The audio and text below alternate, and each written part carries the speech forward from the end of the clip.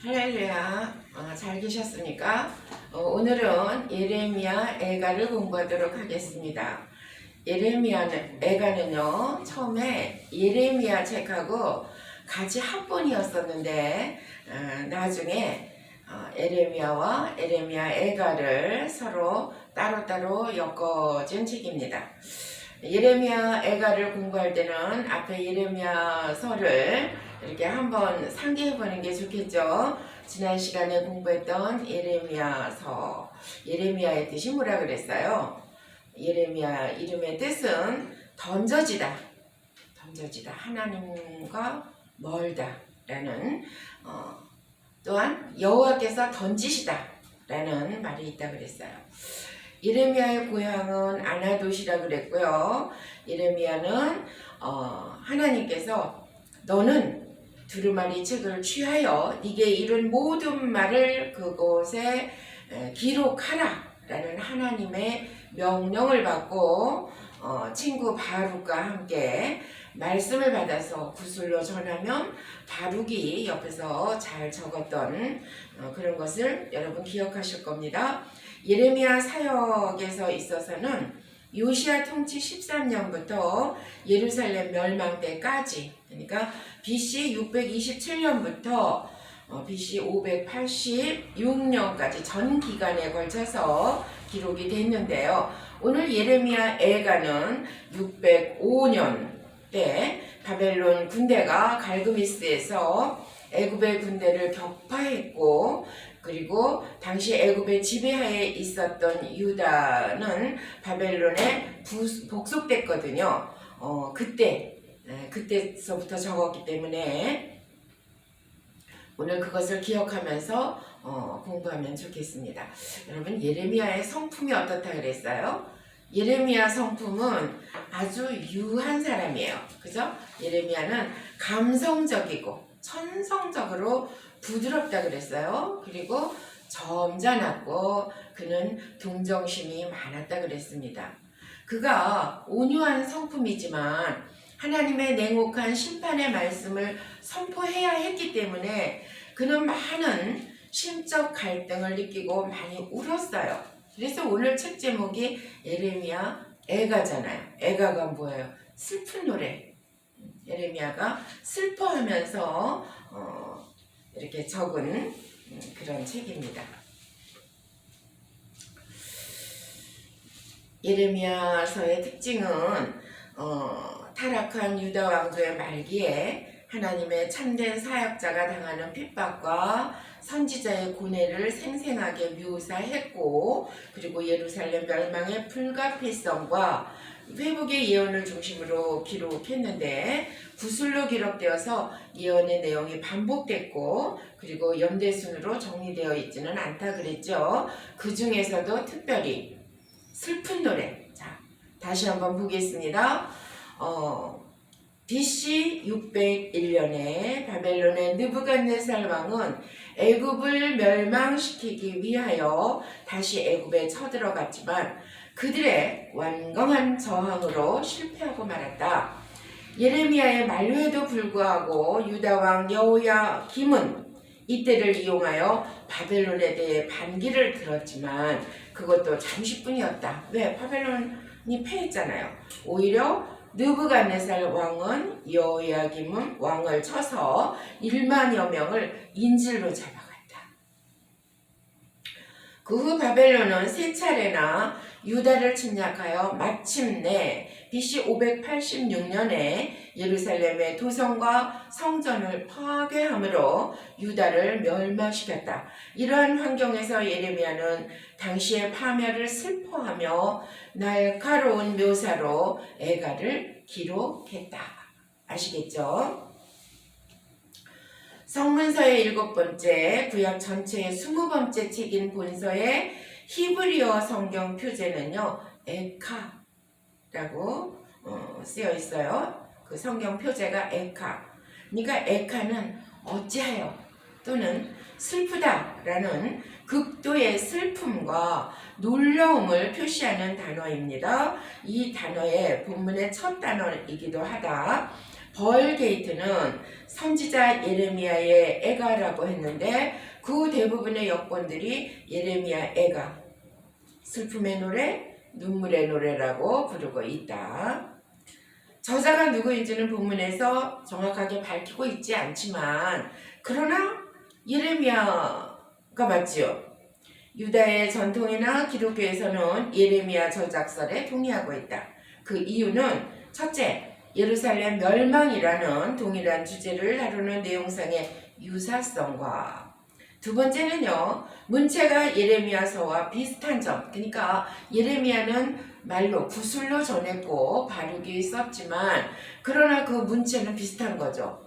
하는 사람이 똑같으니까. 그리고 멸망당하는 조국의 현실을 보면서 비탄과 눈물 중에 회개를 촉구하는 주제상의 유사성 등에서 예레미야가 분명하다. 이렇게 볼 수 있습니다.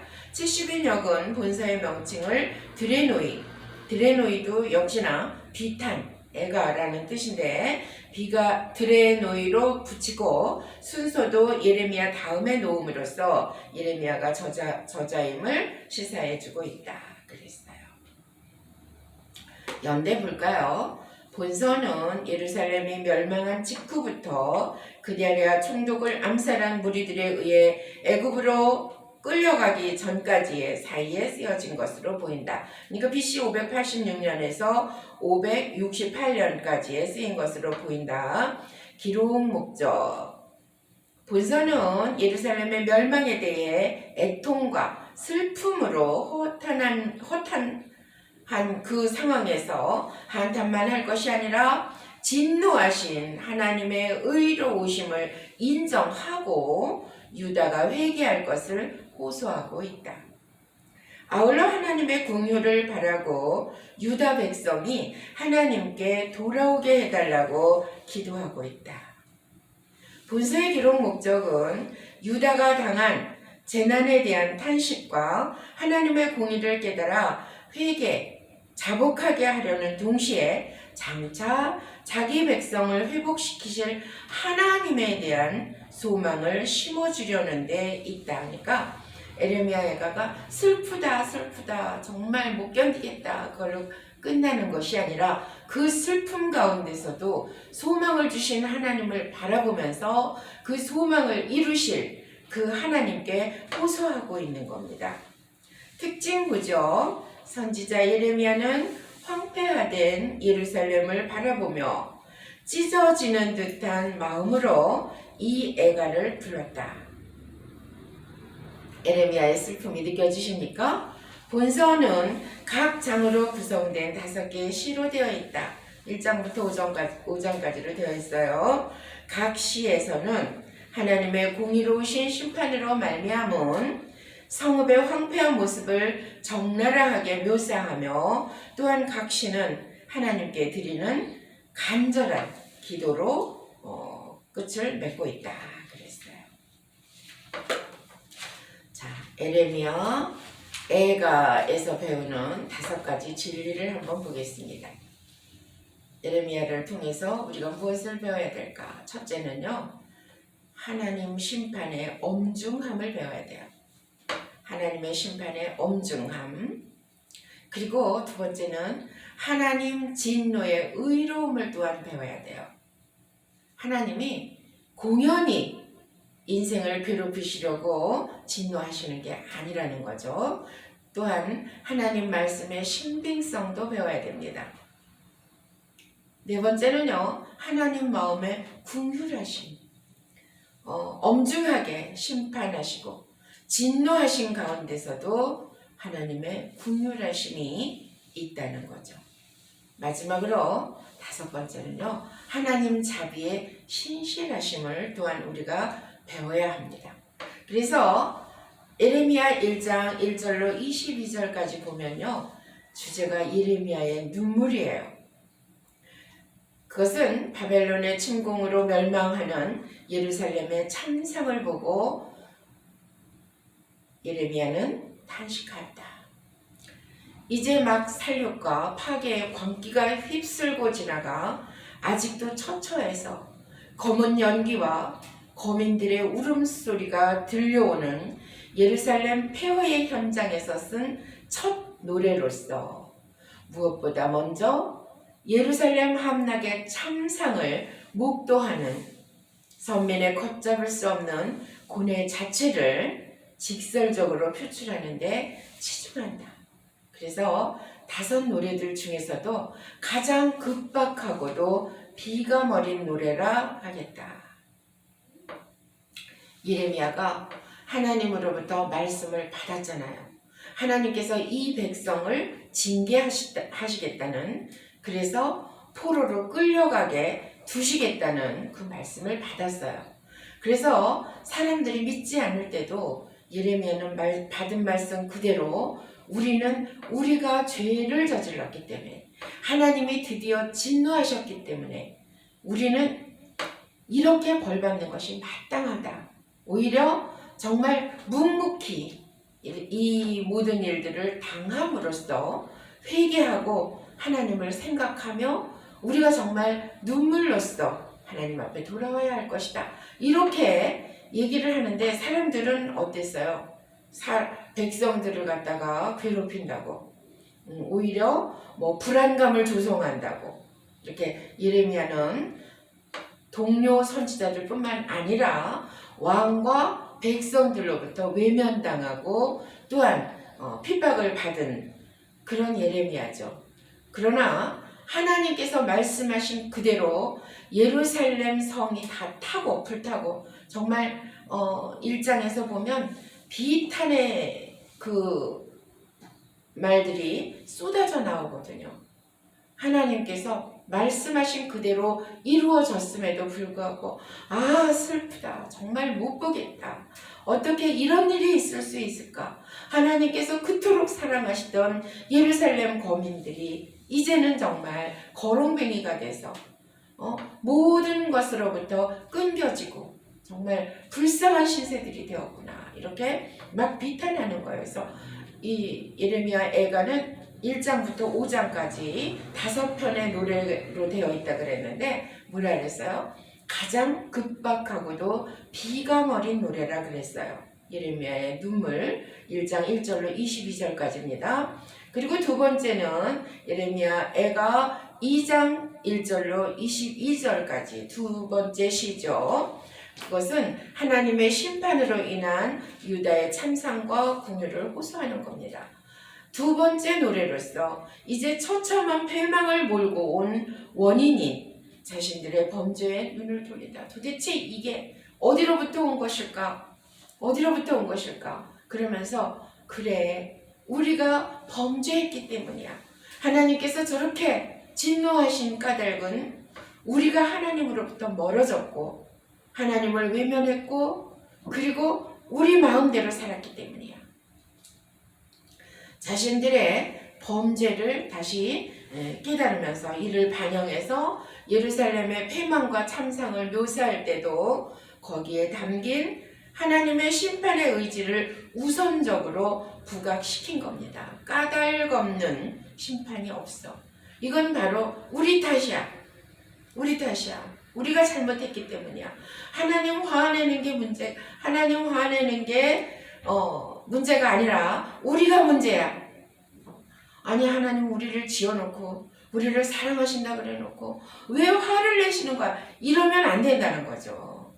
그러면 안 된다는 거죠. 우리가 문제야, 우리가. 이렇게 그러면서도 정말 기가 막힌 참상이지만 거기 담긴 하나님의 심판의 의지를 우선적으로 부각시켰습니다. 그 후에 시인은 회개를 촉구하고 잘못했으니까 돌아와야 되죠. 회개해야 됩니다. 또 여호와께서 이 회개를 들어주실 것을 간구하고 있다.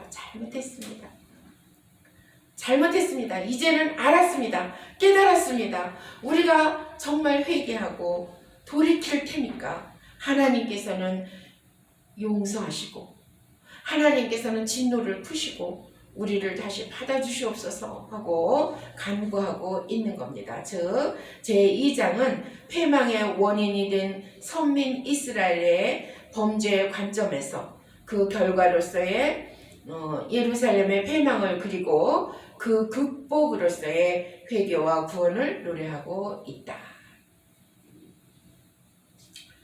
하나님께서 이 백성이 바벨론에 끌려가서 70년 동안 유리할 거라고 말씀하셨죠. 왜 70년이었을까? 그것이 뭐라 그랬어요? 인간의 평균 수명이 70년이라 그랬어요. 그죠? 왜 70년이었을까 생각해보면 인간의 평균 수명이 70년이고 또 하나님의 깊으신 속뜻은 땅이 안식년을 누릴 수 있도록 했다 그랬어요. 그러니까 이 사람들이 포로생활 하는 동안에 땅은 안식할 수 있잖아요. 아무도 경작할 수 없을 테니까. 왜냐하면 유다 백성들이 매 7년마다 한 번씩 경작하지 않고 안식년을 두어야 될 그 땅을 욕심에 의해서, 사람의 욕심에 의해서 아이고 여기다 농사지면 한 해 소득이 얼만데 그러면서 계속해서 경작을 했기 때문에 땅이 안식하는 그 기간이 필요했다 그랬어요. 하나님은 그렇게 70년의 세월을 말씀하셨고 그대로 이루어졌습니다. 근데 이 예루살렘 성전이 파괴되고 그 성읍이 불타 없어지는 그 과정에서 예레미야는 막 울지만 하나님의 그 아픈 마음을 생각해야 돼요. 하나님은 왜 자신의 처소인 예루살렘 성전 자체가 하나님의 처소잖아요. 근데 하나님의 처소인 그 성전을 왜 파괴시키셨을까? 왜 파괴시키셨을까? 그것은 성전이 죄악과 우상 숭배로 더러워졌기 때문에 더 이상 거룩한 장소가 아니라는 거죠. 거룩하지 않은 장소에 하나님께서는 처소 삼고 계실 수가 없기 때문입니다. 그렇기 때문에 하나님은 파괴시켜버린 거예요. 우상 숭배로 더러워졌고 더 이상 거룩한 장소가 아니었기 때문에 파괴시켰다. 또한 유다의 제사장들과 백성들이 성전이 건재하는 한 모든 것이 잘 될 것이라고 미신적인 생각에 빠져 있었기 때문입니다. 그래서 그것을 파괴시켜버린 거예요. 깨트려버린 거예요. 우리가요 이걸 생각해야 돼요. 그 어떤 것도 하나님 앞에서 우상으로 만들면 안 돼요. 우리가 말씀하고 이 성경을 사랑하지만 이 성경을 우상처럼 생각해서 내가 성경을 들고 있는 한 사단이 나한테 못 올 거야. 나에게 나쁜 일이 안 생길 거야. 그리고 막 품에 그냥 안고 잘 적에도 머리에 베고 막 그러는 거는요. 성경 자체가 성경 책이 우상이 돼버리는 거예요. 그러면 안 돼요. 그러면 안 돼요. 근데 사람들은 착각을 하는 거죠. 성경책 하나님 건데 여기 목에 거는 십자가 있죠. 이것도 이 십자가만 걸고 다니면 모든 것이 다 만사형통할 거라고 생각하고 그것을 우상처럼 걸고 다니면 안 되는 거예요. 하나님께서는 그토록 사랑하시는 자신의 처소인 예루살렘 성전까지 파괴시켜 버리시는 그 하나님. 근데 사람들은 내가 이것을 가지고 있는 한 나는 건재할 거야 그러면서 하나님이 싫어하시는 일을 막 하는 거죠. 어떤 사람 십자가 걸고요. 뭐라 그러죠? 타로점도 치러 다니고 그런 사람들도 있어요. 그러니까는 잘 생각하셔야 돼요. 근데 그 시대에 이 유다의 제사장들, 그 거룩한 생활을 해야 되는 그 제사장들과 백성들이 이 성전을 바라보면서 성전이 너무 아름다워. 그러니까 이게 건재하는 한 우리는 걱정 없어. 이렇게 성전을 미신적으로 생각했다는 거죠. 사사기에서도 에봇을 미신처럼 여겨가지고 하나님께서 그들과 멀어졌잖아요. 하나님을 속상하게 하면 안 돼요.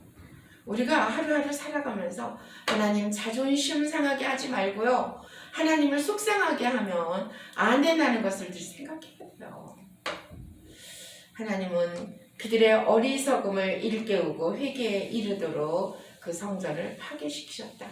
그러니까 예레미야도 이렇게 울고 있을 일만은 아니었다는 거죠. 근데 울 적에는 얼마나 서러웠겠어. 내가 하나님 말씀 전하는 자로서 전할 때 핍박당하고 그 아픔을 겪는 것도 너무너무 눈물이 나지만 그 참상을 눈으로 보면서 이제는 부서져 버린 그 참상을 눈으로 보면서 얼마나 아팠겠어요. 그래서 3장에 보면 3장 1절로 66절까지 보면요. 자비를 구하는 기도를 주제로 썼거든요. 근데 절망과 탄식 가운데서 자비의 하나님으로 인해서 소망을 가지고 간구한 것을 볼 수 있습니다. 에가서의 가운데 위치하는 동시에 분량상으로도 다른 시들의 3배에 해당하는 이 제3장은 그 내용면에서도 예루살렘의 패망을 노래하는 에가서의 여타시들의 관점과 주제 모두를 포괄하고 있는 것이 바로 가장 큰 특징이기도 하다. 즉 이 제3장에는 예루살렘의 패망에 즈음한 선민의 비탄, 과거 자신들 이스라엘의 범죄에 대한 책망과 새로운 회개의 권면 또한 조속한 회복과 구원을 바라는 여호와 하나님을 향한 간구, 하나님의 신실하신 전능하심에 근거한 회복의 소망과 확신 등이 한편에 모두 다 망라되어 있다. 3장 19절에 보면요. 이런 말씀이 있습니다. 내 고초와 재난 곧 쑥과 담즙을 기억하소서. 얼마나 쓴물이 나도록 아프면 내 고초와 쑥과 고초와 재난 곧 담즙을 기억하옵소서. 여기서 담즙은요 히브리어로 로시라 그러거든요. 로시. 그래서 쓴 열매나 독약으로 해석되고요. 희망이 없다. 지금 상태로 보면 희망이 없다. 다시 말하면 극심한 가난과 기근도 같은 의미입니다. 그러니까 사람들이 그러죠. 너무 힘들면 입이 써. 담즙이 올라와서 입이 쓴 거예요. 너무 힘들어서. 그런 것처럼 그런 절망과 그런 탄식 속에서도 하나님을 향한 간구. 왜냐하면 3장 33절에 보면 제가 좋아하는 말씀이 있어요. 거기 33절 보니까 주께서 인생으로 고생하며 근심하게 하심이 본심이 아니시로다. 하나님은 우리로 하여금 행복을 누리게끔 하시는 것이 하나님의 본심입니다. 행복을 누리게끔 하는 것이. 근데 왜 징계를 하셔요? 왜 아픔을 주셔요? 인생으로 왜 고생하게 하셔요? 그것은 하나님께서 원하지 않는 거지만 그러나 그것을 통해서 하나님과 더욱더 친밀한 관계가 되고 하나님의 마음을 깨닫고 하나님께 돌아오게 하기 위하여서 그런 것입니다. 왜냐하면 하나님께 돌아와야 거기에 행복이 있거든요. 아멘? 아멘. 그렇습니다. 그래서 하나님을 그 극심한 비탄 속에서도 하나님을 향한 간구가 하나님을 알았다는 거죠. 예레미야는 알았다는 거예요. 하나님께 간구하고 돌아오면 하나님께서는 다시 우리에게 소망을 주시고 우리의 행복을 주실 거라는 걸 알았다는 거죠. 그래서 하나님을 향해서 간구하는 겁니다. 하나님의 신실하심과 전능하심 그 가운데 회복시키시는 그 하나님을 바라보면서 노래하고 있습니다. 자, 그 다음 예레미야 애가 4장 1절로 22절까지는 예루살렘의 참상으로 인해서 고통과 미래에 대한 소망을 같이 노래하고 있거든요. 애가서의 4번째 노래는 다시 한번 눈을 과거로 돌려서 얼마 전 예루살렘 함락 당시의 공포와 기근의 처절한 고통을 다시 떠올리는 동시에 이런 패망을 몰고 온 가장 큰 책임자인 종교 지도자들을 집중적으로 책망하고 있습니다. 4장에 나아가서 이들에게 편승한 것은 물론 하나님이 아니라 주변 강대국을 믿고 의지하였던 선민들, 그 선민 대중의 비참한 말로를 지적하고 있습니다. 잘못된 종교 지도자들, 하나님이 원하시는 삶을 정말 잘 본을 보이며 살고 또 사람들에게 잘 가르쳐야 될 종교 지도자들이 그렇게 하지 못하고 어쩌면 성전에서조차 우상 숭배를 일삼는 그 사람들을 바로 가르치지 못하고 자기들은 자기들의 배만 불리는 그런 사람들을 먼저 지적했고요. 그렇기 때문에 우리는 패망당할 수밖에 없었다 하고 지적했고요. 그런데 그 잘못된 지도자들한테 편승해서 오히려 하나님을 의지하기보다는 누굴 의지했다고요? 눈에 보이는 강대국들을 믿고 의지했었던 이 종교 지도자들과 또한 이 백성들이 당하는 비참한 그 말로를 말하고 있습니다.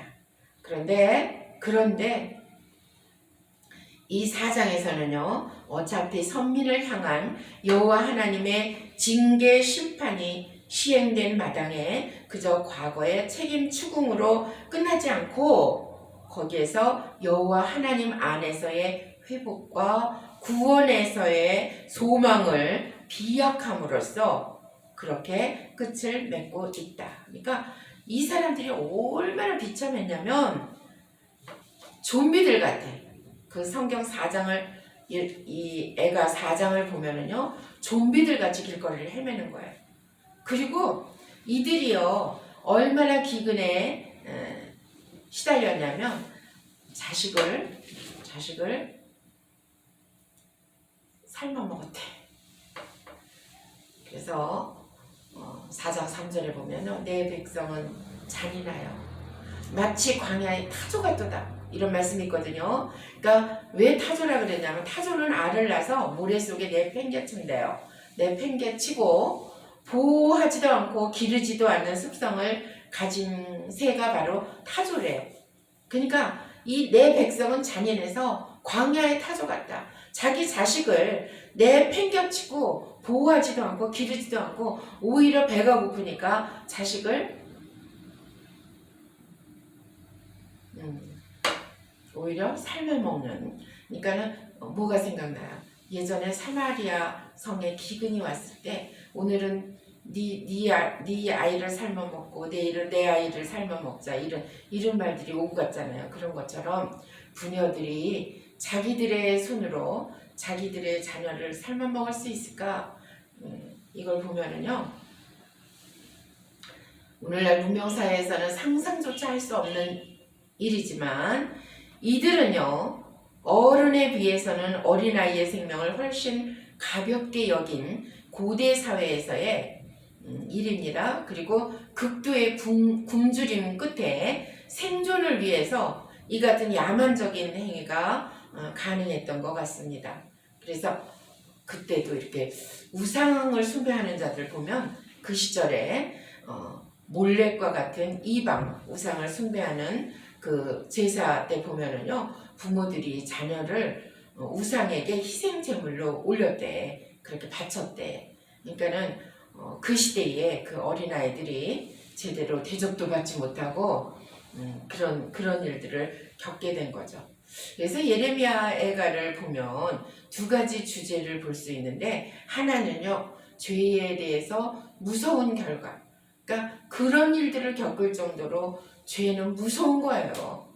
죄 지으면 죽을 수밖에 없는 거죠. 그러니까 하나님께서 그냥 맨날 긍휼을 베푸시고 맨날 봐주니까 그랬지, 하나님께서 진노하셔서 심판의 그 칼을 드시니까 이제는 어쩔 수가 없는 거죠. 겪어야 되는 거예요. 당해야 되는 거예요. 죄에 대해서는 무서운 그 결과가 있다. 그러니까 하나님의 뜻을 계속 거스른다는 것.